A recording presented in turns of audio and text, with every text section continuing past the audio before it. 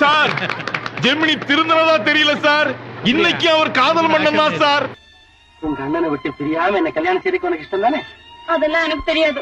எங்க அண்ணனை கேட்டு சொல்றேன். ஐயோ, இப்ப போய் உங்க அண்ணனை கேட்காத. சந்தர்ப்பம் வரும்போது நானே அவங்க கிட்ட பேசி அவன் சம்மதத்தை கேட்கறேன். செல்வம், என் கூட பேச மாட்டியா? என்ன விட்டுடுங்க சார், என்ன விட்டுடுங்க. முடியாது செல்வம். ஆஹா, செல்லம்மா உத்தரவு கொடுத்துட்டா. சண்முகி செல்லம்மா உத்தரவுட்டா. நான் வர்றேன். இவ்வளவு பெரிய தங்கச்சங்கனை கழட்டி கொடுக்குறீங்களே, இப்படியே வரவன் போறவனுக்கு எல்லாம் தர்மம் பண்ணா கடைசியில் இந்த ஜமீன் சொத்துல என்ன மிச்சமாகும்?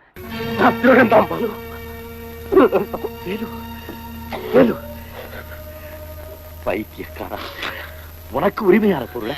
உங்க ஃபேவரட் யார் சார்? என்னோட ஃபேவரட்டா நீதான். வந்து பாக்குறேன், பட்டாம்பூச்சிகளுக்கு நடுவுல ஒரு பூ மாதிரி ஜெமினி. என்னோட இளமையின் ரகசியமா உண்மை சார். சின்ன பெண்கள்லாம் பக்கத்துல இருக்கிறனாலதான். பப்ளிக்ல நடந்துக்கிறதுக்கு ஒரு அளவு வேணா.